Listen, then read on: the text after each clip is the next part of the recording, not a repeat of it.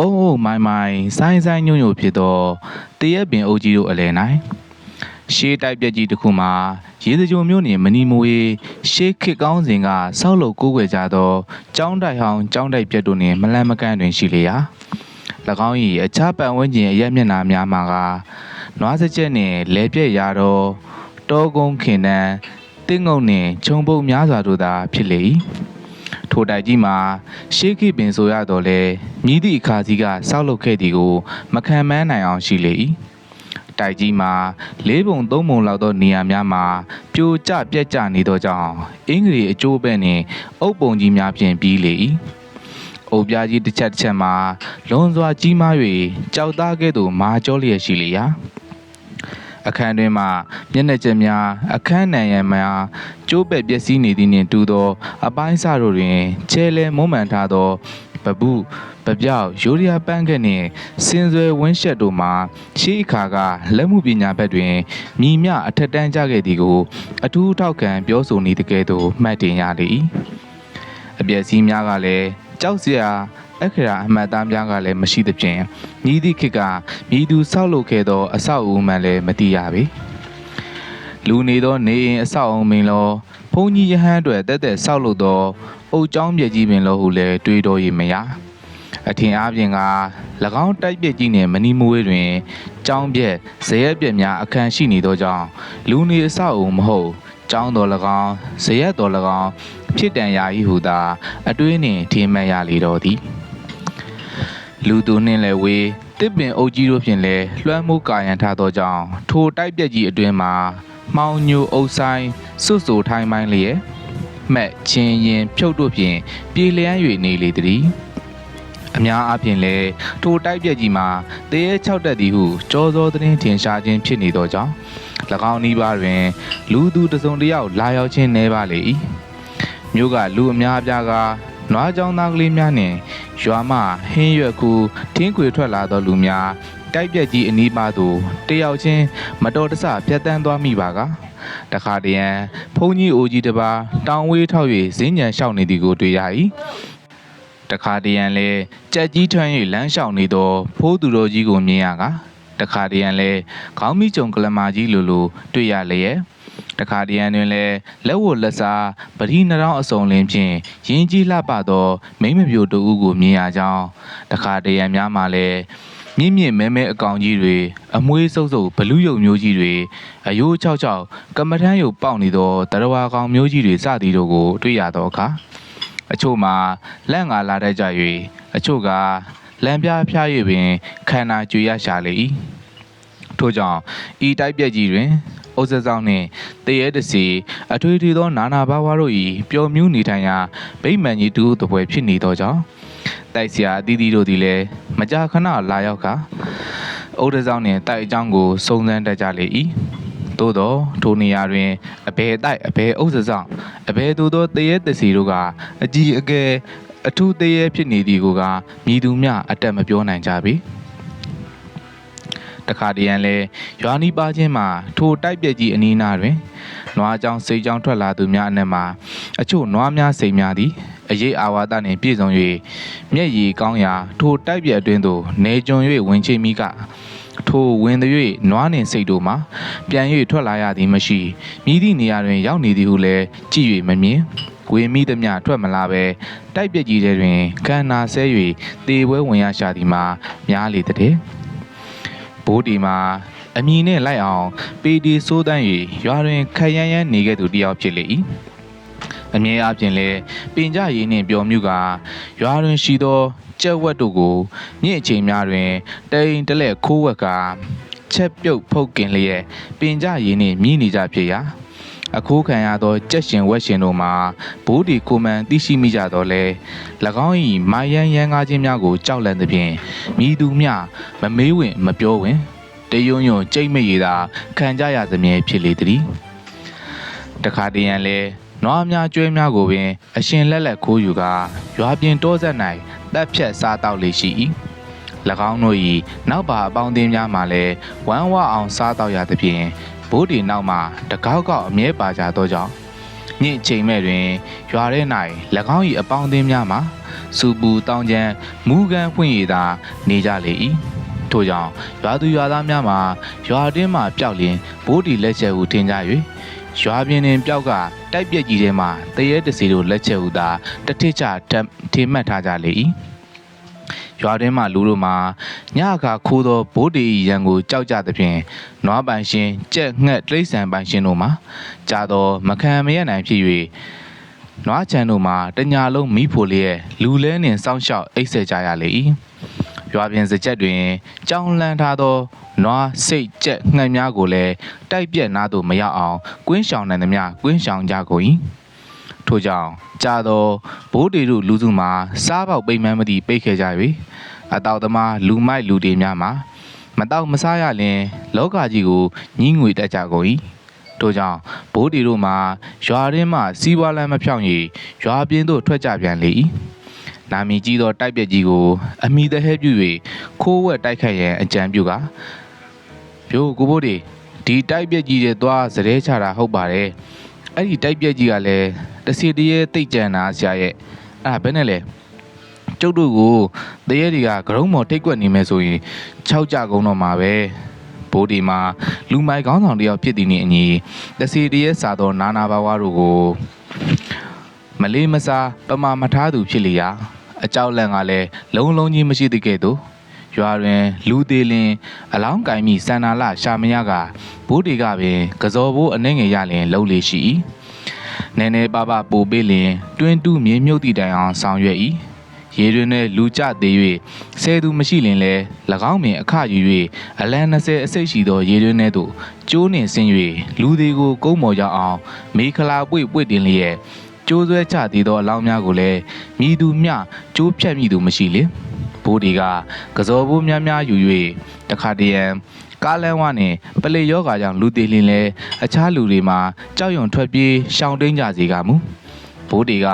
စိုးပေနေသည့်အတိုင်းမကြောက်မရွံ့နောက်မတော်မဲအခါကောင်းကောင်းယူ၍လူသေးကိုတင်းချမ်းရအောင်ပို့ပေးလေရှိသူဖြစ်ရာကတိုက်ပြက်ကြီးကတစီလောက်တော့အပြော့ပေါ်တပည့်ကြီးဟာဘာကြောက်စရာရှိလို့လဲလိုက်တာလိုက်ခဲ့ကြဟိုးမှာမတရားချောင်တာကွာတစီတရေကျန်းနေဆိုလို့ဘယ်ပလိတ်မှလာဖမ်းရင်မှလည်းမဟုတ်ဘူးတိုက်ပြက်ထဲမှာဖဲတိုင်ခံမယ်ကွာတောရက်တွေချက်ပြီးဝဝကြီးတောက်မယ်ကွာနွားတွေစိတ်တွေခိုးပြီးချက်စားမယ်ကွာတို့ဘာလို့လို့နွားပြောက်ရင်တို့ကိုထင်မှာမဟုတ်ဘူးတိုက်ပြက်တွေကတရေဆွဲတယ်ပဲထင်မှာကဲပြောနေကြတယ်လာကွာသွားကြမယ်ဟုဆိုကဘိုးတီတီ၎င်း၏နောက်တော်ပါဘိုးစုဘိုးနုတာဇံအောင်ကျော်ငမော်ငညာစသောလူတွေတပည့်အပေါင်းနှင့်ရွာပြင်တောဆက်မှာတိုင်ပင်ရမှတိုက်ပြက်ကြီးစီသို့ထွက်လာခဲ့ကြလေသည်နေကင်းကြောင်တောင်ကြီးပင်ဖြစ်လင်ကစားတိုက်ပြက်ကြီးမှာအနီးပတ်ဝန်းကျင်ရှိတစ်ပင်အုပ်ကြီးတို့မှာအုပ်ဆိုင်မှိုင်းညိုနေသောကြောင့်တိုက်အတွင်းတွင်အလင်းရောင်ကောင်းစွာမဝင်မဲရှိမိုးတုံးမောင်တောင်ဖြစ်၍အပြင်မှတရက်ပင်အုပ်ကြီးကိုလေသိမ့်လှုပ်ရှားလိုက်သောအခါရုပ်ရုပ်တဲတဲတစ်ကိုင်းကြီးကြိတ်တန်ခြင်းအတန်မဆဲအောင်ရှိလေ၏အပင်အောက်ကတည့်ရချောင်းများမှလည်းတဖြောက်ဖြောက်ရှိလေတိုင်းလှုပ်ရှားလျက်တစ်ချက်ချက်တစ်ချောက်ချောက်အတန်တို့သည်လူတွေတည်င်းတို့မှာနာမည်ကြီးသောထိုတိုက်ကြီးအတွင်းသို့ဝင်ကြတဲ့ကစိတ်ငနဲဖြစ်လျက်ကြက်တီးမွင်းချင်းတပြင်းပြင်းထ၍နေကြလေ၏ဟေးတာဇန်ဟောဒီတောင်းနေရကအမိုးလဲရှိတယ်အကာရန်လဲလုံခြုံသေးတယ်တို့အိပ်ဖို့နေရာလောက်ရအောင်အုတ်ကျိုးအုတ်ပဲ့တွေဖယ်ပြီးလှဲတာဟောဟိုဘက်ထဲကမှောင်မဲနေတဲ့နေရာကိုလည်းအုတ်ကျိုးတွေတည်ပြစ်ကြအရက်ချက်ဖို့နေရာဖြစ်နေအသုံးပြုရမယ်ဟောဘော်ဒက်ကလည်းပြိုလူဆဲဆဲတပိုင်းကြံနေတာအောက်ကဆင်းနေရခိုင်ကြီးပဲငါတို့ဖဲချဖို့နေရာပေါ့ကွာဒါမှအဝေးကလူစင်းဝင်လာရင်အခက်နေမြင်နိုင်မှာ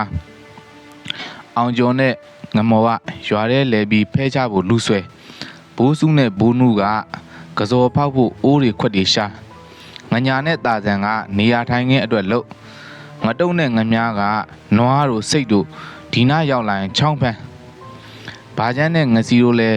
တောင်ရွာကငတေကြီးကိုဖဲချဖို့လူရှာခဲ့ပါလို့သွားပြောထိုကဲ့သို့သောအော်ဒါအမိတ်များကိုဘိုးတီနှုတ်ပြမှာမနီမနာပြောသဖြင့်တပီများလည်းအမိတ်အတိုင်းလှဲသူလှဲရှင်းသူရှင်းနေရာထိုင်ခင်းစီမံရွာပြန်သူပြန်နှင့်လောက်ကင်ဆောင်ရွက်နေကြလေ၏ ထို့သို့ရှိစဉ်ဘိုးတေနှင့်တပည့်တစုတို့လည်းတိုက်ပြက်ကြီးတောင်းကြိုတောင်းကြသို့ရောက်ကြတိုင်းအုတ်ကျိုးအုပ်ပေများကိုဖယ်ရှားကြည့်ကြရာစိတ်ရိုးနွားရိုးစားသောအယိုးစုအယိုးပုံခေါင်းကိုများတရိတ်ဆန်ရေကုန်များကိုတွေ့ရလင်ဘိုးတီလည်းထိုအယိုးစုများကိုလှန်လောကြည့်ရှုကာဟေးဒါတွေကဒိုးရွာကနွားစကြက်မှာပျောက်ခဲ့တယ်ဆိုတဲ့နွားတွေစိတ်တွေရဲ့အယိုးတွေနဲ့တူတယ်ကွတို့တော့ဒီနေရာခိုမိတာတော်တော်နေရာကြတာပဲဘယ်ကျွဲစားစားဘဲမကောင်းရောက်ဆိုတဲ့စကားလိုဒီနေရာခိုးပြီးနွားတွေစိတ်တွေခိုးကျင်တိုင်းခိုးသမျှတိုက်ပြက်ကြီးကတရက်တစီလေးရဲ့ခေါင်းကြမှာပဲဒါနဲ့ဆရာကျွန်တော်တို့ဒီမှာအမြဲနေကြမှာလားညမှလာမှာလားဆရာရဲ့ညမှနေလို့ရှိရင်မိထွန်းစရာလည်းမရှိဘူးနေစုနေရောညအောင်နေမှာပေါ့ကွာဒါပေမဲ့ညလူကြီးတိတ်ချင်ကစပြီးလူအားလုံးဒီမှာစုနေမယ်နေဘက်ကြတော့တချို့ကဒီမှာနေမယ်တချို့ကကြဟန်မပြက်တလဲစီရွာမှာမျက်နှာပြကြဒီတိုက်ပြက်ကြီးကိုငါတို့လူစုတွာလာနေကြမှန်းဘယ်သူမှမမြင်မိစေနဲ့ဟောဟိုမှာငတုံးနဲ့ငမြစိတ်တကောင်စီဆွဲလာကြပြီဆရာကြီးဟန်ကြတာပဲဒီနေ့ညဒီမှာကျွန်တော်တို့အသင်းကကလပ်ဖွင့်ပွဲကျင်းပရအောင်ကစော15ပလင်းလောက်သာလိုတော့တယ်မလိုနေတော့ဆရာဟိုမှာလာနေပြီအောင်ကျော်နဲ့တာဆန်ပလင်းတွေပွေလို့ဒီနေ့တော့ပျော်ပွဲကြီးကြုံပြီပဲထိုညဖို့ဘိုးတွေတို့လူစုမှာတိုက်ပြက်ကြီးတွင်ထင်းမီစုပုံလေးရဲ့တောအရက်ကိုခွက်လက်တောက်နေကြရာနေ့လေကဘုံလာသောစိတ်နှကောင်ကိုတက်ဖြတ်ဖုတ်ကင်၍အရက်နှင့်မြည်ရင်ပျော်ပွဲကြီးကျင်းပနေကြလေသည်လူတစုမှာတောင်းရင်စားရင်တမြင်းမြင်းမူးရစ်စာပြုတ်လာကြလေရာတရေကျန်းစီဆိုသောတိုက်ကြီးမှာလည်းဂျိုးဂျိုးကြက်ကြက်အတန်ကလေးများကိုမှမကြားရသေးပြီထို့ကြောင့်ဘိုးတီတို့လူစုမှာနေကင်းကစိတ်၍ကြောက်မိသည်ကိုပင်ပြန်၍ရှက်မိတယ်လို့ရှိကြလေဟေးတရေကျန်းတဲ့တိုက်ပြက်ကြီးဟာတို့လာတော့ဘာသာမှမကြားတုတ်တုတ်မှမလုံးဝမလားဒါနဲ့များရွာကလူငနွားတွေကဒီနေရာကိုသေမင်းပြီလောက်ကြောက်နေကြတာအံ့ဩပါရဲ့ကွာဟုဘိုးစောကစ၍ပြောလိုက်လင်ဘာကျန်းကလည်းစိတ်သားခင်ကိုတစ်ဖက်ကကိုက်၍ကစောထဲ့ထားသောအုံမုတ်ဘက်ကိုတစ်ဖက်ကကိုင်လေဒါကောင်းနေစရာသူတို့ဒီနေရာကြောက်လေကျွန်တော်တို့စားပေါက်ချောင်လေပဲထိုကဲ့သို့ပြောရာတခြားလူများကလည်းစားတောက်ပျော်ရွှင်စွာထောက်ခံကြလေ၏ထိုချိန်ကည8 နာရီအချိန်ခန့်များရှိလေရာတိုက်ပြက်ကြီးမှလည်းမှောင်နှင့်မဲတစ်ပင်အုပ်ကြီးတို့မှလည်းလေတံကြောင့်တရဲတစီတို့ပျော်မြူးနေပြီးတကယ်သို့ရှိလေသည်ဖိုးထားသောမိဖို့မှာဘိုးတီတို့လူစိုး၏အလဲတွင်မိန်တစ်ချက်လက်တစ်ခါနှင့်ရှိသောကြောင့်ကိုလူချင်းပင်ထင်လင်းစွာမမြင်ရပဲရှိလေ၏ထိုတင်း၌မူသူမူစူသူစူပူသူပူနှင့်ကြွက်စီဖြစ်နေကြခြင်းတိုက်ပြက်ကြီးအလဲဘိုးစီမှချိန်ကနေတိမ်ကနေမိုးချုံတံပမာပြင်းထန်သောအတန်ကြီးတစ်ခုပေါ်ပေါက်လာလေ၏လူတွေတစုလည်းရုတ်တရက်ငလင်လှုပ်တဲ့ကဲ့သို့ထင်၍မူးရရာမှတတိယပြီးတယောက်နှင့်တယောက်ကြက်တဲစွာဖက်ထားကြလေတိုက်ကြီးမှာပကက်လွှဲသလိုဟိုမှဒီမှလှုပ်ရှားလျက်နိုင်ရန်တွင်ရှိသောအုတ်ကျိုးအုတ်ပြက်တို့မှာတဖြုတ်တစ်ဖြက်ပြုတ်ပြက်ပြိုကျလျက်ရှိရာဘိုးဒီမှာထိတ်ပြနှင့်ဟေးအောင်နေတယောက်ယောက်ဖက်ပြီးမိဝနာကတ်နေကြနော်တယောက်နဲ့တယောက်ဖက်ထားကြငလင်လှုပ်တာကွာအပေါ်ကအုတ်ခဲတွေမင်းတို့ခေါင်းပေါ်ဆင်းကြလို့အနာတရားဖြစ်နေကြအောင်မယ်ဟုပြောကမိဘနာတွင်ပြဝတ်ကနေကြလေတခဏများကြာတော့ငိမ့်သက်တိတ်ဆိတ်သွားလေဂျိုးချင်းလည်းမလှုပ်ရှားအုတ်ပြားတွေလည်းပြိုမကြတော့ပေဘိုးတီတို့လည်းခေါင်းထောင်ကြပြန်ပြီးအာပေါင်အာရင်တန်နှင့်ဆက်လက်ညင်းခုန်စားတောက်ကြပြန်လေထိုခိုင်တိုက်ပြက်ကြီးအတွင်သို့အလွန်မြင်သောအရက်မှာလေးလံသောအရာတစ်ခုကျလာတဲ့ကဲ့သို့ဝုန်းကနေအတန်ကြီးတစ်ခုကြားရသဖြင့်အားလုံးပင်နားဆိုင်ထောင်နေကြရာဟီဟူသောအတန်နဲ့ကြီးတစ်ခုပေါ်လာလေဘိုးတီတို့လူတတိုက်လည်းအံအားကြီးတင်ကတယောက်မျက်နှာတယောက်ကြည့်၍ကြက်တီနေကြလေထိုအခိုင်ပြင်းထန်သောခြေတံကြီးနှင့်နင်း၍ရှောက်လာသောခြေတံတစ်ခုကိုကြားရသဖြင့်အားလုံးပင်အတန်လာရာစီသို့လှည့်ကြည့်ရာအရက်တထောင်လောက်သာရှိသောလူနီကလေးတစ်ယောက်စီးပိုင်းလောက်ရှိသောတင်းမုတ်ကြီးတစ်ခုကိုထမ်းကတထောင်သားရှိသောခြေပွားကြီးဖြင့်နင်းက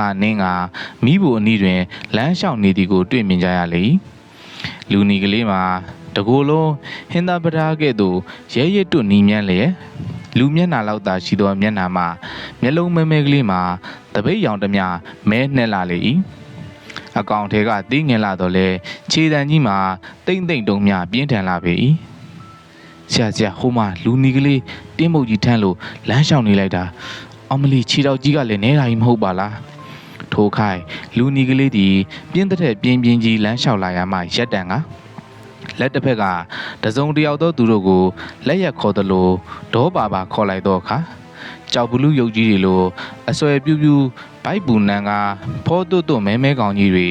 လူနီကလေးအနီးသို့ဒုဒုက္ခပေါ်လာကြလေ၏လူနီကလေးလည်းထိုမဲမဲတရဝါကြီးတွေဟာတစုံတစ်ခုစီခိုင်းဟန်နဲ့ညွန်ပြလိုက်ရာ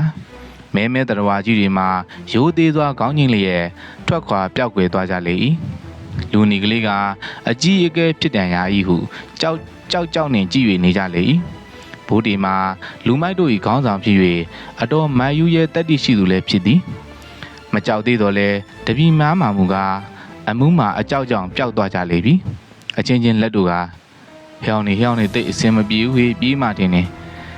လူနီကလေးကတရောင်လောက်သာရှိတာဘလောက်ပါဝါများတယ်လဲလက်ထဲကတင်းမုတ်ကြီးကလည်းအဆမတန်ကြီး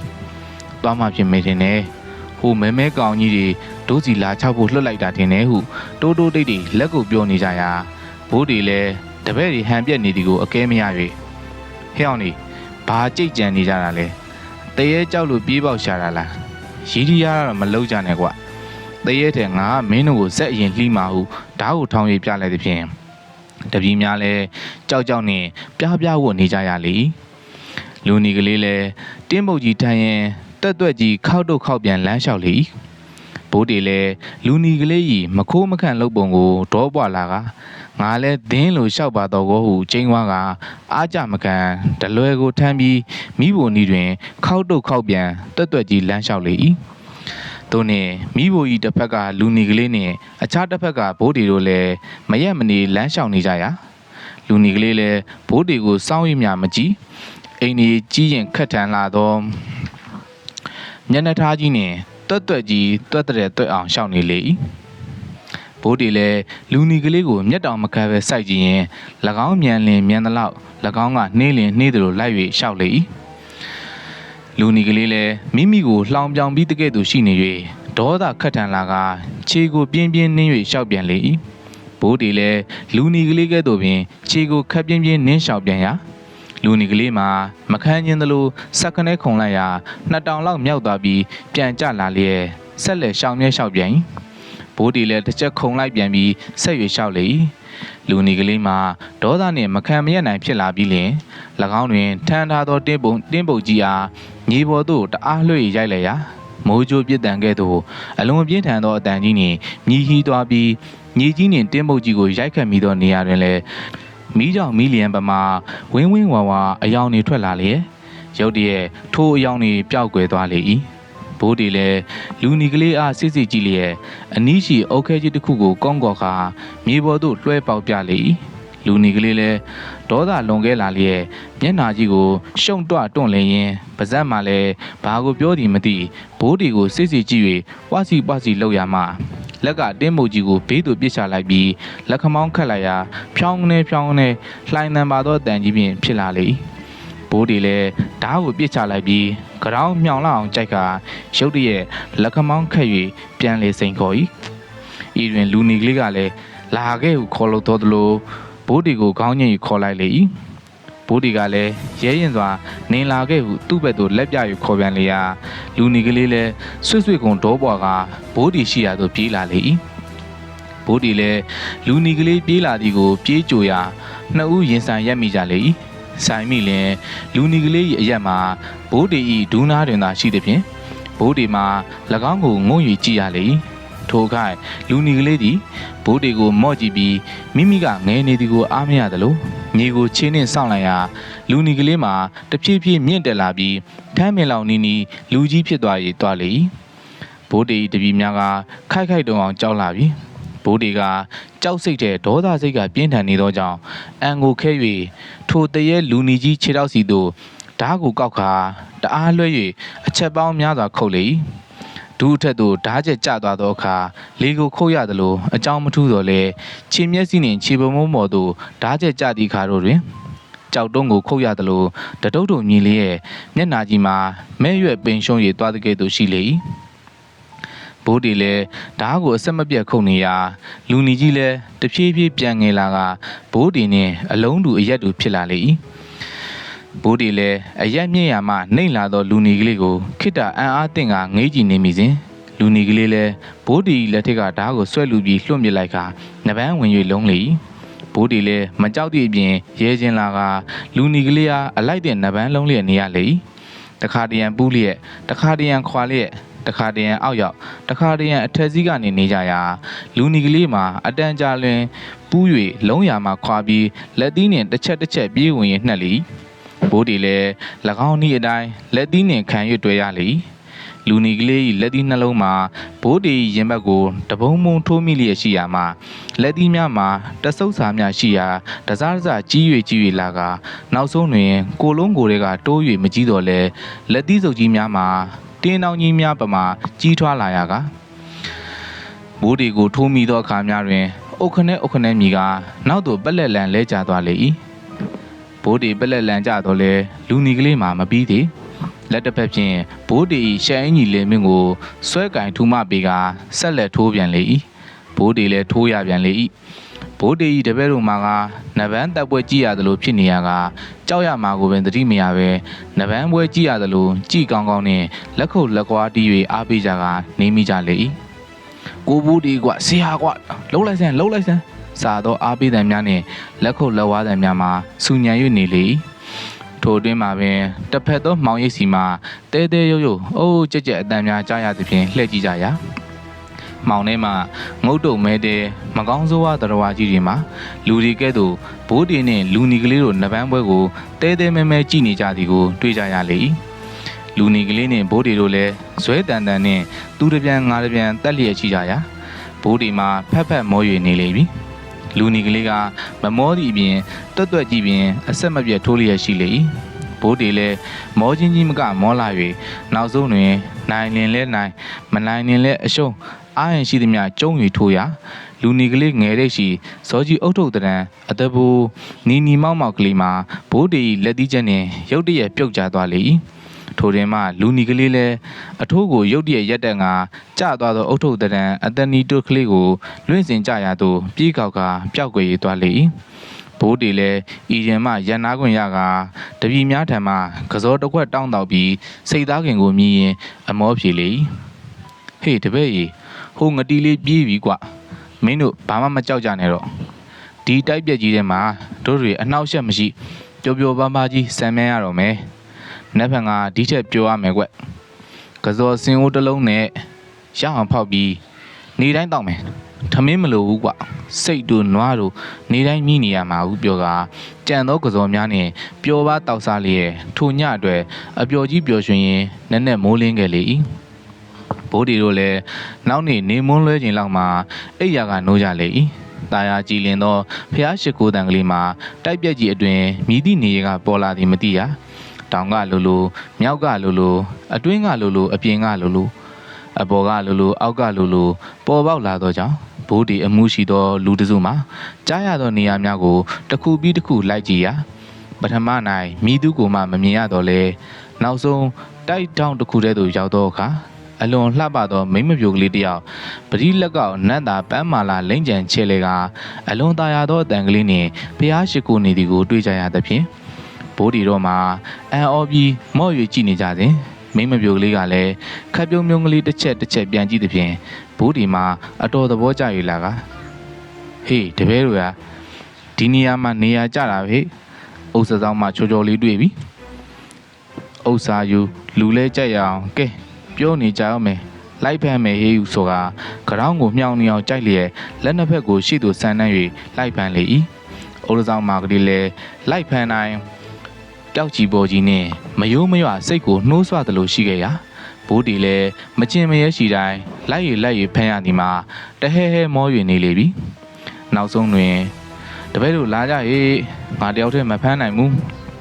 အားလုံးလက်ချင်းဆက်ပြီးဝိုင်းပန်းကြရအောင်ဟုဆို၍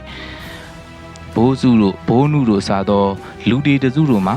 ဥဒဆောင်ကိုအတင်းဝိုင်း၍ဖမ်းကြပြန်ရာရှေးနီးသူစွာပင်ပျောက်ချီပေါ်ကြီးဖြစ်နေသည်နှင့်လူတစုလုံးချွေးတလုံးလုံးနှင့်မောနေကြလေ၏ထိုခိုင်အလဲမှဥဒဆောင်မာကလေးမှာပြုံးဆဆနှင့်အမိခံတော့မလို့လို့ဖြစ်နေစဉ်တင်းပုတ်ကြီးရှင်လူနေကလေးလည်းတင်းပုတ်ကြီးထမ်းလျက်ပေါ်လာပြီးဥဒဆောင်မာလေးဟာခက်ထန်လာသောမျက်နှာနှင့်ကြည့်လိုက်ရာဥဒဆောင်မာလေးမှာထီကယုံပင်လူတို့တို့သလိုရိုးရိုးကလေးခေါင်းငုံကျသွားလေ၏လူနေကလေးကသွားဆိုသောအထိတ်အမှတ်နှင့်တနေရာသို့လက်ညှိုးညွန်ပြလိုက်သည်တွင်မိမပြိုနှင့်တကွာလူနေကလေးပါပျောက်ကွယ်သွားလေရာဘိုးတီတို့မှလည်းအံ့အားသင့်ကြီးသင်ကကြံရတော့သည်ဘိုးတီတို့လည်းထိုနေ့မှစ၍တိုက်ပြက်တွင်အကြောင်းအလန့်မဖက်အပျော်တက်တက်နှင့်နေ့စဉ်နေ့တိုင်းအရက်ချက်ချင်းကပ်ဝိုင်းဖဲဝိုင်းထောင်ခြင်းနွားစိတ်ကြက်ဝက်တို့ကိုခိုးဝက်တက်ပြက်စားတောက်ခြင်းဖြင့်နေခဲ့ကြရာအခြားလူများတဲ့ဘိုးတီမှာညခါများတွင်ရခင်လူနီကလေးနှင့်နဗန်းတပ်ပွဲကျင်းပနေရ၍တပည့်များကဲ့သို့အားရအောင်ပျော်ရွှင်တောက်စားခြင်းမရပဲရှိလေ၏တပည့်များမှလည်းညစဉ်ညတိုင်းနဗန်းတပ်ပွဲကိုတွေ့မြင်ပန်များသောကြောင့်ရိုး၍နေကဂယုဆိုင်၍မကြည့်တော့ပဲမိမိတို့ဘာသာတောက်စားပြုံမြူ၍သာနေကြလေ၏ဘိုးတီလည်းညစဉ်နဗန်းလုံးရပန်များသဖြင့်ညီးငွေ့သာပြု၍လာကတခါမိမိကရှောင်၍နေပါတော့လဲမရပဲလူနီကလေးကအတင်းလိုက်၍ဆွဲတတ်သဖြင့်မထိုးခြင်းပဲနှင့်စိုးကျဲ၍ထိုးရပြန်လေ၏ထို့ကြောင့်တနေ့တနိုင်ဘိုးတီလည်းလက်ဆက်သောတားကင်တို့ကိုကစော်နှင့်မိကငြိမ်ရှက်စွာစားတောက်တော်မူပြုနေစဉ်လူနီကလေးလည်းနဗန်းလုံးချိန်ကြ၍ဘိုးတီရှိရာသို့ရောက်လာကလက်ခမောင်းခတ်၍ပြလေ၏ဘိုးတီလည်းစီးစိမ်နှင့်တောက်မီစားမီပြင်နေသေးဖြစ်၍ဟဲ့ကောင်မင်းတားအရှုပ်တာပဲကွာတော်ငါမအားဒီနေ့တောက်မှာထိုကဲ့သို့ပြောဆိုကစော်ခွက်ကိုမော့ချလိုက်ကတားကင်ကိုအားရပါရကိုက်စား၍နေလေလူနီကလေးလည်းမရမကအတင်းဆွဲ၍ခေါ်နေလေဘိုးတီလည်းစိတ်မရှိသဖြင့်ဟေးမလာဘူးကွာမင်းတဲရှုပ်တဲ့ငတိပဲကဲလောင်းငါ့ကိုနဗန်းလုံးစီခြင်းနဲ့ဆိုရင်ခဏဆောင်ငါတောက်အောင်မယ်ဟုဆိုတော့ကြောင့်လူနီကလေးကလည်းအေးဆေးစွာစောင့်ကြောင်ထိုင်၍ဘိုးတီတောက်စားနေသည်ကိုစောင့်စားကြည့်ရှုနေလေဘိုးတီလည်းတောက်ရင်စားရင်မူးမှန်းမသိမူး၍လာပြီလေလူနီကလေးအားတားခင်နှင့်ကစော်ကွက်ကိုမြောက်ပြကဟဲ့အောင်မိတ်ဆွေလာလီကွယ်တောက်လှည့်ပါအောင်လားဟုကြောင်လောင်းရင်မေးရာလူနီကလေးလည်းမရေမပြုံးတီတီကြီးကြည့်၍နေလေဘိုးတီလည်းထက်၍လာလောကဟေးမိတ်ဆွေရဲ့လာပါကွာတောက်ကြည့်စမ်းပါဟုဆိုရင်မူးနှင့်အတင်းထ၍ဆွဲခေါ်လာပြီးအသားကင်ကြီးကိုထိုး၍ကျွေးလေလူနီကလေးလည်းတွေးကြည့်နေရမှသားကင်ကိုအားရပါရကြိတ်လေဘိုးတီလည်းဟာဒီလိုမှပေါ့ကွာရော့တစ်ခွက်ကောင်မော့ချလိုက်ဟုဆိုကစော်ခွက်ကိုအတင်းထိုးပေးရင်ပေးတိုက်ဆိုအတင်းတိုက်လေရာလူနီကလေးလည်းကြိုက်ခနဲ့တောက်ချလိုက်ရာမျက်နှာကြီးရှုံမဲ့သွားလေဘိုးတီလည်းအမဲသားကင်တစ်ခုကိုထိုးပြပြန်လူနီကလေးလည်းအားပါတရကြိတ်ပြန်ဘိုးတီတပည့်များလည်းအားရပါရရေမောကဟာတို့ဆရာတော့လောက်ပါလိမ့်မယ်တရေလားတစီလားဘာကောင်းလဲဒါတောင်ဇက်သွင်းလိုက်ပြီးဟိုအုတ်တဆောင်ချောလေးကသူ့မတီထင်တယ်ဒီကောင်လေးကငယ်ပေမဲ့အတော်ပါဝါထွားပုံပဲဒီတိုက်ကြီးထဲမှာသူဘိုးလုံနေတဲ့ငနေထင်ပါရဲ့ဆရာကလည်းငါတို့ဘိုးပဲတဲနီယာကြတာပဲဟုပြောကရဲမောနေကြလေထို့အတွင်းလူနီကလေးသည်ကစော်နှင့်တားခင်ကိုဂရင်းတွေးပြီးလားနောက်ထပ်တောက်လူစားလူသောအမူအရာနှင့်ကြည်ကနှကန်းပါနာပြင်၍နေပြန်သဖြင့်ဘိုးတွေလည်းသဘောအကြကြီးကြကဟာမောင်ကျန်တို့ဆိုတဲ့အထဲပါလားကွာကဲဆာမိတ်ဆွေသဘောရှိကစော်တွေလည်းဟိုဘက်ကဆင်းအိုးကြီးနဲ့အပြည့်ရှိတယ်လောက်ပါဟုပြောကတားခင်လင်မန်းနှင့်ကစော်အိုးကြီးကိုလူနီကလေးအနီးသို့တိုးပေးလေလူနီကလေးလည်းအားရဝမ်းသာအန်ခွအောင်စားကအားရပါရတောက်ကနေကဘိုးတီတို့ဆရာတပည့်များလည်းလူနီကလေးနှင့်အတူတောက်စားပြောပါ၍နေကြလေတခဏမြကြလင်လူနီကလေးနှင့်တကွာဘိုးတီတို့တစုသည်လူမန်းမသိမူးရကတုံးလုံးပက်လဲ၍အိပ်ပျော်သွားကြလေဘိုးတီမှာကစော်ဝါရစ်နေသောလူတူပြီး၍လူမန်းမသိအောင်အမှုလူတို့ပင်ဖြစ်လင်ကစားသူများတဲ့ဥစွာအမှုပြေ၍တတိယကနိုးလာလေမိမိတပည့်များလည်းသတိမရသေးတုံးလုံးပက်လည်းဖြစ်ကအံဘက်အောဘက်တွေအလူးလူးနဲ့အိမ်မောကြနေသည်ကိုတွေ့ရပြီလင်မိမိအနီးတွင်လည်းခြေပြစ်လက်ပြစ်အိမ်မောကြနေသောလူနီကလေးကိုတွေ့ရသောကြောင့်ဘ ဘိုးဒီမှာညာဦးကအဖြစ်ပြက်ကိုသတိရမှာလူနီကလေးမှာ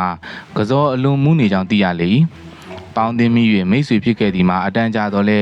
နေကင်းခါများတွင်စိတ်ဆက်ဆက်မမြင်ဘူးသောကြောင့်ယခုကဲ့သို့အခွင့်တင်တော့နီးကက်ကက်ကြည့်မိဟုအနာတို့၍ကြည်ရာလူနီကလေးမှာအရက်ကလေးတထောင်လောက်မြတာရှိတော့လဲခြေတော်ကြီးတစ်ခုမှာလူကောင်ကလေးနှင့်အစမတန်နှစ်ပြန်လောက်ကြီး၍နေသည်ကိုတွေ့ရသဖြင့်ဦးကောင်းမှာလည်းအလုံးရက်နှင့်မညီမျှပဲလူဤဦးကောင်းမျက်နှာတမျှရှိနေသည်ကိုတွေ့လင်ဖောင်းမှုသောမျက်နှာကြီးမဲနဲ့ပြဲအားသောပါဇက်ပြဲကြီးနှင့်တကွာပွာရောင်ဖူးကြွတိုးတောင်းလာသောနှာခေါင်းကြီးနှင့်နီးရဲသောအသားရည်ကြီးများမှလည်းဟင်းသက်ပြရားရောင်ထွက်လျက်ကြမ်းတမ်းထူတဲ့မွေးညင်းကျဲကျဲနေရှိလေရာဘိုးဒီလည်းလက်အငိမ့်မနေနိုင်တော့ပဲလူနီကလေး၏အသားပေါ်သို့လက်ညှိုးနှင့်ထိုး၍စမ်းသက်ကြည့်ရာအသားမှာလူများ၏အသားဆိုင်ကဲ့သို့နူးနူးညံ့ညံ့ပျော့ပျော့ပြောင်းပြောင်းမရှိပဲအတွေ့အပြင်လွန်စွာကြမ်းတမ်းလျက်မိန်နေသည်ကိုလက်နှင့်သုံးသက်ရပြီးတကယ်သို့မွေးညင်းပေါက်ကျဲကျဲကြီးတွေမှာစူးညောင်တန်းတန်းလွန်စွာကြမ်းကြောက်နေသည်ကိုတွေ့ရလေ၏သို့ဘိုးဒီလက်ညှိုးနှင့်တောင်ထိုးမြောက်ထိုးထိုးဆန့်ကြည့်နေသည်တွင်လူနေကလေးမှာစက်ကနေထ၍ထိုင်ပြီးမျက်နှာထားကျန်းကြီးနှင့်ဘိုးဒီကိုစိုက်ကြည့်ကပြုံးကနေထိုင်ရမှထပြီးတရီးဒီရိုင်းနှင့်ထိုးသွားရင်ဖြတ်ကနေပျောက်ကွယ်သွားလေသည်ဘိုးဒီလည်းလူနီကလေးပျောက်သွားပြီးနောက်တပည့်များကိုတေးသေးချာချာကြည့်လိုက်ပြန်ရာအကြီးအငယ်အရွယ်အလက်စသည်ဖြင့်အစင်းတန်တန်မျိုးမျိုးနှင့်နာနာဘာဝကောင်အမျိုးမျိုးတို့မှကစောစင်းအိုးကြီးနှင့်အသားခင်ထည့်ထားသောလင်မန်းကြီးကိုအလေကထားလျက်အလူအရက်ဝိုင်းဖွဲ့ကတောက်စားနေကြလျက်အချို့မဲမဲနဲ့အကောင်တွေမှလည်းအိမ်မောကျနေသောလူတစုအနီးတွင်ရှိသောအံပတ်များကိုငင်းရင်ရှက်ရည်ကောက်ယူကျုံလေးစားတောက်လျက်နေကြသည်ကိုတွေ့ရလေ၏၎င်းတို့ကဘိုးဒီကိုမမြင်ပေဘိုးဒီလည်းချောင်းတစ်ချက်ဟန်ကမိမိတပည့်များကိုအော်ခေါ်လိုက်လံနှိုးလိုက်ရမှာမဲမဲတော်အကြီးတွေလည်းစားတောက်နေသောအရာများကိုပြစ်ထားကရုပ်ကြီးပျောက်ကွယ်သွားကြလေ၏သို့သောထိုနေ့မှအစပြုကလူနီကလေးနှင့်တကွနာနာဘဝတစုတို့မှာကစောနှင့်သားခင်အမိကိုအများကြီးရှာလေ၍နေကြနေသည်ဘိုးဒီတို့အဖို့မှာမလောက်နိုင်အောင်ရှိလေ၏မိမိတို့စားဖို့တောက်ဖို့ပြင်ဆင်ထားလျင်မင်းသားတစုတို့မှာရွှေဥစွာဝင်ရကြိတ်ကြသဖြင့်ဘိုးဒီတို့လူစုမှာမလောက်မငှဖြစ်၍နေကြလေ၏ထို့ကြောင့်စားစရာများကိုပိုးပိုးမုံမုံလောက်ရလေ၏နေ့စဉ်နေ့တိုင်းမှာကလူနှင့်တစီတည်းရဲ့နာနာဘဝတို့မှာတောက်ပေါ်စားပဲဖြစ်၍လာခဲ့ကြရာတဦးကိုတဦးမကြောက်ကြတော့ပဲရဲရင်၍နေကြလေ၏ညင်ခါတိုင်းတောက်စားမှုကြပြီလင်ဆိုသူဆိုကသူကဖဲချသူချနေကြကနာနာဘာဝတို့မှလည်းထိုနည်းကိုအတုလိုက်ကအယိုးကောင်ကမ္မထမ်းရုပ်တရံတို့နှင့်တလုံးလို့တရွရွကသူကတီးသူတီးလူတို့နေ့အတိုင်းအတူခိုး၍ဖဲရိုက်သူရိုက်ကတ်ဆွဲသူဆွဲအနီးနီးဖြစ်နေကြလေ၏ရွာနီးချို့တဲ့ရွာများတွင်လည်းတနေ့တခြားနွားပြောက်စိတ်ပြောက်ဝက်ပြောက်ကြက်ပြောက်များပြားလာရာတိုက်ပြက်ကြီးလှုပ်ချက်၍ရိပ်မိလောင်များမကဘိုးဒီတို့လူစုလည်းရွာထဲတွင်ရှိကလိုစူးစူးပူပူမရှိကြသဖြင့်ဘယ်ရက်တွင်စကြက်ကြနေလေတည်းဟု၎င်းတို့၏အသွာလာကိုချောင်းမြောင်း၍အကျိတ်ကဲကြည်ရာတိုက်ပြက်ကြီးတို့အမတ်မဲ့ရုပ်ဖြောက်သွားကြသည်ကိုတွေ့ရလေသောကြောင့်တစီအမျိုးမျိုးနှင့်လူတွေကြပိုးတို့ခိုအောင်သည့်အဆိုပါတိုက်ပြက်ကြီးကိုရှေးကားတဲ့ကြောက်ရွံကအနီးပါးသို့ပင်နွားကြောင်းမလောင်ဝန်းကြတော့ပဲရှိလေသည်ထို့ကြောင့်ကြာတော့ဘိုးဒီတို့မှာအစားအသောက်ရှားပါးစပြုလာကြရာနာနာဘာဝတို့ကဝင်စားပြန်သည်တွင်ပို၍မလောက်မငှမဝတဝဖြစ်၍နေကြသဖြင့်ဘိုးဒီလည်းတပည့်များကိုကျင်းဝါမှန်မဲကအေးမင်းတို့စူးစမ်းရှာကြအောင်ကွာဒီနီးနာမရရင်ရွာနာဘာနာသွားပြီးပြောင်းသာဆွဲခဲ့ကြဟေဟူ၍၎င်းလူနီကလေးအားလည်းဟေးမင်းတို့တွေလည်းတို့ရှာထားတာသာခွစားနေမင်းတို့လည်းကူညီပြီးရှာပေးကြအောင်ကွာဟူ၍၎င်းအမျိုးမျိုးစူပူကျိမ်းမောင်းလေ၏နာနာဘာဝတို့ကလည်းမိမိတို့အစွမ်းလျောက်ရှာပွေပေးကြရစားစရာကြက်ဝက်များအဆက်မပြတ်ရပြန်လေ၏သို့သောရွာသူရွာသားတို့လည်းကျွဲနွားစိတ်ဝက်ပျောက်ရှာပါများလာသောအခါမခံမရနိုင်အောင်ရှိလာကြ၍ကြာသောပလိတ်တို့ကိုအကြောင်းကြားသဖြင့်နောက်ဆုံးတွင်ရွာသားနှင့်ပလိတ်တို့တက်ချီကတိုက်ပြက်ကြီးတဲ့သို့ဝင်ရောက်ရှာဖွေကြရန်ရောက်လာကြလေတို့ရာတွင်နာနာဘာဝတို့ကခုခံ6လံကာကွဲကြသဖြင့်ပလိတ်နှင့်ရွာသားတို့မှာဘိုးဒီတို့လူစုကိုမတွေ့ရပဲတစီတရေတို့6လံချင်းခံရ၍လန့်ပြက်ခါသာပြန်သွားကြရလေ၏နောက်များမကြာမီခါ၌တို့ကရွာသူရွာသားတို့၏လုံလာကြောင်နွားစိတ်ဝက်ကြက်များမရရှိနိုင်ကြရာအ အခြားနေရာမှာမရလျင်တိုက်ပြက်ကြီးနီးပါးတွင်ရှိသောတစ်ပင်ဝါပင်တို့တွင်မိကိုနေထိုင်ကြကုန်သောကြီးငှက်တိရစ္ဆာန်တို့ကိုပါပြုတ်ပြုံလေ၏တို့နှင့်နောက်ဆုံးတွင်လုံစားစရာများသည့်အချိန်သို့တိုင်အောင်ရောက်ခဲ့ရာဘိုးဒီတို့မှာရွာသို့ပြန်၍ထမင်းရှာဖွေစားတောက်နိုင်တော့လဲလူနီကလေးတို့တက်တိုက်တွင်ကလူသားများကဲ့သို့မဟုတ်၍မစားတောက်နိုင်သောကြောင့်အခက်အခဲကြုံ၍နေကြလေ၏ဘိုးဒီတို့ဇက်သွင်းထားသဖြင့်အတောက်အစားကိုလည်းရှာလဲ၍နေကြလေရာနောက်ဆုံးတွင်မရတတကချိုင်ဆိုသောနီးအရာဘိုးဒီတို့လူစုကိုပင်ပြန်၍အမဲဖန်းကတညတယောက်မှန်မှန်စား၍လာကြပြန်လေ၏ဘိုးဒီတို့ကထိုအကြောင်းကိုမေးမိကြသည်ပေအသင်းသားတို့မှာကတဖြည်းဖြည်းရောပါမှန်းမသိရော့လာကြလေ၏လူမစုံသဖြင့်မရှိသောလူများ၏နေရာသို့လိုက်လံစုံစမ်းမြန်ရာမလာကြောင်းဖြင့်သာပြောပြကြလျက်အရာတစ်ပါးသို့ထွက်ခွာသွားကြသည်ဟုသောအထင်နှင့်သာနေခဲ့ကြလေ၏သို့သောကြံသောလူစုတွေကပင်တညတယောက်ကြရော့ရီလာကြပြန်ရာနောက်ဆုံးတွင်ဘိုးတီဘိုးစုဘိုးနုတို့ညီကို2ယောက်နှင့်စုစုပေါင်း3ယောက်သာကြံရစ်တော်၏လူရော့ကလေးကစ၍လဲဘိုးတီတို့မှာနာနာဘာဝကောင်နေနှင့်မတွေ့ရတော့ပဲတခါတည်းလူနီကလေးနှင့်သာရိုးကနေရိတ်ကနေမြင်ရ၍မြင်ရသည့်ခါ၌လဲလူနီကလေးမှာဘိုးတီတို့ကိုရှေ့ကလောက်မရောနှောတော့ပဲမျက်နှာစိုးကြီးဖြင့်သာတွေ့ရ၍ဘိုးတီတို့မှာမတွေးတတ်အောင်ဖြစ်လာလေ၏တို့နှင့်ထိုညအဖို့တွင်300သားတောက်စား၍အိတ်ကြရာနည်းနည်းလင်းဘိုးနုကိုလိုက်ရှာကြလေ၏3ယောက်သားရှက်၍အိတ်နေရတွင်ဘိုးနုနေရာဘက်တွင်သွေးစွန်းသွေးကွက်လိုမြင်ရသဖြင့်တာ၍စိုးရင်လာကတေးချစွာထက်မှန်စုံစမ်းကြည့်ပြန်ရာမြေပေါ်တွင်တရွတ်တက်၍ဆွဲယူသွားသောအကြောင်းအရာကြီးတစ်ခုထင်နေသည်ကိုတွေ့ရပြန်၍ထိုအရာတိုင်းလိုက်ကြည့်ကြပြန်သည်တွင်အုတ်တိုက်ပြက်ကြီးတစ်ခုသောအခန်းဝါတွင်ခြေရာပြက်၍နေသည်ကိုတွေ့ရသဖြင့်ရှေ့ရှိတကားကိုတွန်းတော်လဲမရပဲလွန်စွာခိုင်မြဲ၍နေသည်ကိုတွေ့ရလေ၏ဟေးဘိုးစုရဘိုးနုတော့ဘယ်နည်းနဲ့မဆိုဒီအခန်းထဲမှာရှိမှာပဲဘာဖြစ်နေလဲဆိုတာသိအောင်စိုးဖွင့်ကြည့်မယ်ကွာဟုပြောကတကားကိုထုရိုက်ယူဖွင့်ကြပြန်လေထိုခိုက်တွင်တကားမှမပွင့်မဲတကားတွင်မှမျက်နှာစိုးကြီးနှင့်ထွက်လာသောလူနီကလေးနှင့်ရတိကြီးတယောက်ဘိုးသူတော်ဝဝကြီးတယောက်စံတိုနှင့်ဘလူးရုပ်ပေါက်နေသောထမိန်စောက်ထိုးရင်ရှားထားသည့်မျက်ထောင်နီမိန်းမကြီးတယောက်တို့မှာနှုတ်ခမ်းပါဇက်တို့တွင်သွေးစသွေးနာများပြေကျန်လျက်ဘိုးတီနှင့်ဘိုးစုတို့ကိုမျက်စောင်းခဲ၍ကြည့်ရင်တစ်ဖက်သို့လျှောက်ကပျောက်ကွယ်သွားကြသည်ကိုတွေ့ရသဖြင့်ဘိုးတီတို့မှာတင်ကာမကင်းဖြစ်ကဟေ့ဘိုးစုငါတော့ဒီကောင်တွေကိုမတင်ကားခြင်းဘူးအတူတူချင်းစားနေပြီထင်တယ်အတက်တိရအောင်ဒီညမင်းနဲ့ငါနဲ့အိတ်ချောင်ဆောင်ပြီးချောင်းကြစို့ကဲပြောနေကြတယ်ကွာရွာပြန်ပြီးတရှည်ကောင်း2လက်လောက်ရှာကြရအောင်ဆိုကပြန်လာကြပြီးတရှည်ကြီး2လက်ကိုတနေ့လုံးထက်စွာသွေး၍နေကြလေရွာရှိအချို့လူများကမေးတော့ခါလဲဘိုးတီကဒီနေ့ညတိုက်ပြက်ကြီးကတရေတွေကိုဓာပွဲကျင်းပမလို့ဟုပြန်ပြောတော့ကြောင်းကြားရသူများမှာတို့ဘိုးတီကြီးကတော့နာမည်နဲ့လိုက်အောင်မိုက်လဲမိုက်ပါပဲရဲ့ဟုတီတူပြောကနေကြလေသည်ညဘက်သို့ရောက်လေ၏ဘိုးတင်နှင့်ဘိုးစုတို့လည်းအခါတိုင်းကဲ့သို့ပင်အိမ်ကြီးမပြည့်တိုက်ပြက်ကြီးတဲ့သို့ဝင်ခဲ့ကြကစော်ကွဲနှင့်ကြက်ကြော်ကို2ယောက်သားတောက်စားရင်ညစ်နဲ့လာသည်နှင့်မိတဖိုဖိုကထိုအနီးမှာ2ယောက်ရှင်၍အိတ်ကြလေ၏ကြောအောက်တွင်တရှိကိုထားလျက်မျက်လုံးကိုမှိတ်ကာအိတ်ချင်ပြူ၍နေလေ၏ဘိုးတီကဇွဲကြီးနေသူဖြစ်၍အိတ်ချင်လျက်ပင်အောင်ဤကနာနာဘာဝတို့အလားကိုချောင်းရန်စွတ်ပေးကမအိပ်ဖက်နေလေ၏ဘိုးစုကအိတ်ချင်နေရာမှတကယ်အိပ်ပျော်သွားလေ၏ထိုခိုက်ချိုးအတန်ကြားသဖြင့်ဘိုးတီလည်းမျက်လုံးကိုမှေး၍ကြည့်လိုက်ရာတင်းပုတ်ထမ်းသောလူနီကလေးနှင့်ရသေးကြီးဖိုးသူတော်ထမိန်စောက်ထိုးရင်ရှားနှင့်ခေါင်းမွေးစုပ်ဖွားမိန်းမကြီးတို့ဘိုးစုအနီးသို့ရောက်နေကြသည်ကိုတွေ့ရလေဘိုးတီလည်းဘိုးစုအိတ်ချင်အောင်ဆောင်နေသည်ဟု၍သာထင်လေတို့ရတွင်မတော်တဆအိပ်ပျော်နေသလားဟုတတိပေးဦးမီပြုတော်လဲမပေးတာမိမိကစကားပြောလိုက်ရင်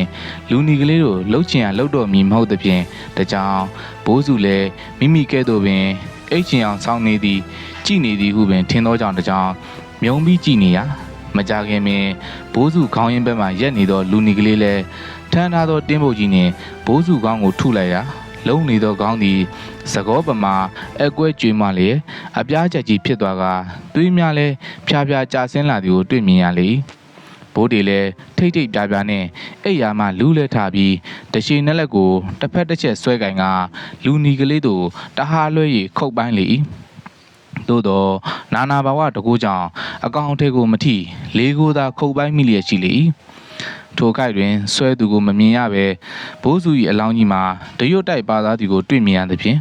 လူနီကလေးတို့တတိုက်လဲပျောက်ကွယ်သွားကြသည်နှင့်အလောင်းကြီးရွေ့သွားသည့်နောက်မှာတကောက်ကောက်လိုက်ခဲ့ရာနောက်ဆုံးတွင်ယမန်နီကတွေ့ရသောခန်းတကားကြီးအနီးသို့ရောက်ခဲ့လေ၏အလောင်းကြီးတကားဝသို့ရောက်လျင်တကားရွက်ကြီးမှာအလိုလိုပွင့်လာကဘိုးစု၏အလောင်းကြီးလည်းအတွင်းသို့တရွတ်တိုက်ဝင်လာရာဘိုးဒီလည်းဓားကိုမြဲမြံစွာဆုပ်ကန်လျက်ဇို့တင်းဝင်၍လိုက်သွားလေ၏အတွင်းသို့ရောက်လျင်ဘိုးဒီမှာဓားကိုဆုပ်လျက်သွေးပြက်လူမခံဖြစ်သွား၏ထိုအခန်းကြီးကတိုက်ပြက်ကြီးတဲ့ရှိတရဲတစီနာနာဘာဝအပေါင်းတို့၏ပျော်ပါတောက်စားရွှင်မှုရာဟိုတယ်ကြီးတစ်ဖွဲလွန်စွာလဲကျယ်ဝန်းလာ၏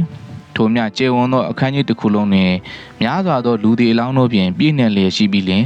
ထိုလူသည်တို့လည်းတချို့မှာအယိုးကြီးကြံလျက်တချို့ကပုတ်ရီဖောရောင်ကပိုးလောက်တို့နှင့်ပြေလျက်အချို့လည်းလောလောလဲလဲတီးပြီးသားဖြစ်၍အလောင်းတိုင်းရင်ဘတ်တွင်ကထက်လှစွာသောလက်သေးတို့ဖြင့်ကုတ်ဆွဲဖျဲဖောက်ထားတဲ့ကဲ့သို့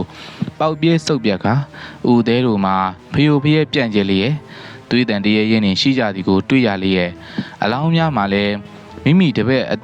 အတင်းသားများသာဖြစ်လျက်တေသူတို့၏မျက်နှာများမှာလည်းမရှုမလားတရားသည်အလားမျက်လုံးကြီးများပြူးထွက်၍လက်ကားရခြေကားရရှာကြီးများတန်းလန်းကြလျက်အသက်ထွက်နေကြပုံကိုမြင်ရသောအခါ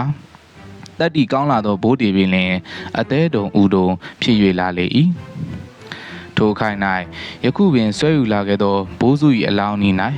လူနီကလေးနှင့်ယသိဘိုးသူတော်တပိန်ဆောင်တို့မိမကြီးတို့ပေါ်လာကြပြီးဘိုးစု၏ဝမ်းပိုက်ကိုမျက်ထောင်ဤတည်းမကြီးကထက်လာသောလက်သေးကြီးဖြင့်ကုတ်ဆွဲလိုက်ရာပြီးကနေပေါက်ပြဲသွားပြီးဥအသေးနှင့်သွေးများပွက်ပွက်ထွက်ကြလာသည်နှင့်တပြိုင်နက်လူနီကလေးနှင့်တကွာယသိဘိုးသူတော်တို့ပါဥအသေးတွေကိုအလူအရဲ့ကိုက်ဆွဲစားတောက်နေကြသည်ကိုတွေ့ရပြန်ရာဘိုးဒီမှာလည်းထိတ်လန့်ချင်းကြီးထိတ်လန့်ကခြာကနေနောက်သို့လှည့်၍ပြေးခဲ့လေ၏တကားအနီးသို့မရောက်မီပင်နောက်ကလူနီကလေးတင်းပုတ်ကြီးနှင့်ပြေးလိုက်လာပြီးတကားကြီးလည်းဂျိန်းကနေပိတ်သွားလေ၏ဘိုးဒီလည်းဒီတော့မှအလန်းကြီးလန့်သွားကတကားကိုဓားနှင့်ကလန့်ယူဖွင့်လေ၏နောက်ကလည်းလူနီကလေးမှလိုက်လာပြီးမိမကြီးကလည်းရှည်လာသောလက်သေးကြီးနှင့်လှမ်းကချစ်ကုပ်ဆွဲခေါ်လေ၏ဘိုးဒီလည်းလန့်နှင့်စုတ်ကန်၍ယုံရင်အတန်ကိုနင်းអော်လေ၏တို့နှင့်အော်သူအော်ဆွဲသူဆွဲနှင့်ဘိုးဒီ၏ကြောတစ်ခုလုံးသွေးတရရဲနှင့်အမဲဖြတ်ထားသလိုရှိလေတော့၏နောက်ကဆွဲသူများကလည်းကြမ်းတဲ့ကြမ်း၍ရမ်းတဲ့ရမ်းကဘိုးဒီအားပေါင်ကိုဆွဲခေါင်းကိုလှဲနေကြရာဘိုးဒီလည်းကြံရမရသဖြင့်နောက်ဆုံးတွင်တသက်လုံးမိုက်ဆိုးတီလာခဲ့သောလူပင်ဖြစ်လင်ကစားခလုတ်ထီအမိတာဟုသောစကားပမာဖျားတလိုက်မိသည်တွင်ရှေ့ကပိတ်ထားသောတကားလည်းရုတ်တရက်ပွင့်သွားလေ၏ဘိုးဒီလည်းတယူတို့ထွက်ပြေး၍ထွက်လာလေ၏နောက်လူနီကလေးတို့တစုကလည်းညာတန်ပေးကတသေးသေးစုညံလေးလိုက်လာကြလေ၏ဘိုးဒီလည်းရွာစီတို့ရှေ့ရှုကအပြေးကြီးပြေးခဲ့လေ၏လိုက်လာကြသောနာနာဘာဝတို့အနက်မှလူနီကလေးလည်းရှေ့ဆုံးကခေါင်းတင်လေးပါလာလေ၏ဘိုးဒီလည်းတဟဲဟဲနဲ့မနာပဲပြေးခဲ့ရာနောက်ဆုံးတွင်ရွာတကားသို့ပြေးဝင်မိသည်နှင့်တပြိုင်နက်လူနီကလေးလည်းတင်းပုတ်ကြီးနှင့်လှမ်း၍နှက်လိုက်လေရာဘိုးဒီလည်းအတန်နဲ့ကြီးဖြင့်အောင်မလေးပြဟုတခွန်းတဲ့အော်ကရွာထဲသို့အဝင်တွင်တွင်လဲအောင်လဲကျသွားလေသည်နက်နက်လင်းကရွာသူရွာသားတို့မှာဘိုးဒီတတိမရပဲရွာထဲတွင်လဲနေသည်ကိုတွေ့ကြရ၍တယောက်စကားတယောက်ကြားကတရွာလုံးစုယုံလာကြပြီးတချို့ကလည်းရခင်နေ့ကဘိုးဒီဓာသွေးရင်ပြောသည့်စကားကိုတွား၍တတိရကြသဖြင့်တိုက်ပြက်ကြီးကနာနာဘာဝတို့လက်ချက်ပင်ဟုသိရှိသောကြောင့်ပြောကဆရာတဦးကိုပြင်ရန်စုံစမ်းကြလေ၏ဒုက္ခတွင်မြို့အုပ်မင်းအိမ်၌တဲကိုနေထိုင်လျက်ဘေယောကဘက်တွင်အထုနာမည်ထွက်နေသောကျွန်တော်၏ကျေးဇူးရှင်ဆရာကြီးကိုရွာသူကြီးကိုယ်တိုင်လာ၍ပင့်သည်ဖြင့်ကျွန်တော်လည်းဆရာကြီးတစ်ပြည့်ပြီးဆေးအိတ်ကိုထမ်းကဆရာကြီးတွားရနောက်မှလိုက်ပါလာခဲ့ရပါကြောင်းရွာသူရောက်လျင်လူဒီကဲ့သို့မိမျောနေသောဘိုးဒီဆိုသောသူကိုတွေ့၍ဆရာကြီးလည်းကုထုံးဤတိုင်းပရိတ်ရေမန်းလက်ဖွဲ့အင်းအိုင်စသည်များနှင့်ကုစားလျာမကြာမီသတိရ၍လာလေဆရာကြီးလည်းရွာသူကြီးနှင့်တကွရွာသားများတောင်းပန်ခြင်းကြောင့်တိုက်ပြက်ကြီးကလူနီကလေး၏အထုပ်ပတ်တီကိုစုံစမ်းမေးမြန်းပေးရာနာနာဘာဝတို့လည်းဘိုးတီကိုပူဝင်လျက်ရှေ့အထက်ကျော်ခါကထိုတိုက်ပြက်ကြောင်ကြီးတွင်ထွက်ရလန်းကိုအထုလိုက်စား၍ဖိုးတစ်ခုနှင့်အကိရထိုးနေသောကျောင်းနိုင်ဆရာတော်ကြီးတစ်ပါးသည် တပည့်ရသေးကြီးတစ်ပါးနဲ့ကပ္ပိယဖြစ်နေထားရှိသောဖိုးသူတော်ကြီးတယောက်နှင့်နေထိုင်ကြစဉ်ထိုကျောင်းတိုက်ကြီးကိုလှူသောကျောင်းမှတတိကတော်ကြီးလည်းတတိကြီးဆုံးပြီးနောက်လူသူတစ်ပြားတို့ရန်ကိုကြောက်လန့်သည့်တကြောင်ဘုန်းကြီးယဟန်အနီးတွင်ဥပုပ်တရင်ဆောင်သုံး၍နေလိုသည့်တကြောင်များကြောင့်အဖိုးတန်ရွှေငွေပစ္စည်းအများနှင့်တပါတဲ့ဘုန်းကြီးကျောင်းသို့ပြောင်းလာပြီးကျောင်းကြီးအောက်တွင်နေထိုင်ကြောင်းဘုန်းကြီးလည်းနေမိညာမိမစဲအကိရက်ကိုတရှဲရှဲထိုး၍နေခဲ့ရာတွင်တတိကတော်ကြီးလည်းရွှေပြည့်ငွေပြည့်နီးကိုအလိုရှိသဖြင့်ဘုန်းကြီးအလိုရှိသောရွှေငွေပစ္စည်းများပါထောက်ပံ့ရင်းနှီးနေထိုင်လာခဲ့ကြရာဘုန်းကြီးမှလည်းမိမိကိုယ်ကိုဝိဇ္ဇာလိုဇောကြီးလိုအထင်ကြီး၍နေခဲ့ကြစဉ်တနေ့သောအခါလေကြီးမိုးကြီးပြင်းထန်စွာတိုက်ခတ်ရွာသွန်းရာမှာမိုးသားတိမ်တောင်တို့မှာဖြိုးကနေဖြတ်ကနေဝင်းပြောင်တောက်လင်းလျက်မိုးချင်းတံများမစဲအောင်ထိချုံမြည်လျက်မြေဟီးကမဲနဲ့သောတိမ်တောင်တိမ်ကဲအတွင်းမှာမိုးကြိုးကြီးကျွင်းကနေပြစ်ချလိုက်ပြီးအဆိုပါဘုံတော်ကြီးအုပ်ချောင်းကြီးမှာမိုးကြိုးလက်နဲ့ကြောင့်ရုတ်တရက်ပျက်စီးပြိုကျသွားရာအယူတန်သောဘုံတော်ကြီးနှင့်တကွယသိဖိုးသူတော်ကျောင်းမှတထေးကတော်ကြီးတို့မှာတိုက်ပြက်ရာတွင်ပြီးပြီးမချိမချန့်သိဆုံးရသည်တွင်ဇော်ကြီးစိတ်ဝင်နေသောဘုံတော်ကြီးမှာလူနီတရေကလေးဖြစ်၍ယသိနှင့်ဖိုးသူတော်တို့ကလည်းတရေကြီးတွေဖြစ်ကာတထေးကတော်ကြီးမှာကမိမိပစ္စည်းကိုဆွဲလန်းသူဖြစ်သည်ဖြင့်ထိုနေရာမှာပင်အုတ်တဆောင်မကြီးဖြစ်၍နေပြီလျှင်လူနီကလေး၏အုပ်ချုပ်ခြင်းကိုပင်ခံကာထိုနေရာ၌များစွာသောနာနာဘဝတစီတရေပေါင်းနှင့်နှစ်ပေါင်းများစွာဆိုးသွမ်းလာသည်ဟုသိရှိရလေ၏ဘိုးဒီလည်းဆရာကြီးကယ်ဆယ်သဖြင့်အသက်ဘေးမှလွတ်မြောက်ခဲ့ပြီးနောက်ရှေးကလိုစိုးသွမ်းဟော်ရမ်းမှုမပြုပါဟုအာမဘန်တွေဝန်ခံ၍ဖျားတွင်တစ္ဆာပန်ပြီးယနေ့တိုင်၅ပါးသောသီလကိုခါဝစ်ပစိုးကဲ့သို့ဆွဲမြဲစွာနေသည်ဟုသိရှိခဲ့ရပါကြောင်းအဆုံးထိနားထောင်ပေးခဲ့လို့အားလုံးကိုကျေးဇူးအများကြီးတင်ပါတယ်ခင်ဗျာ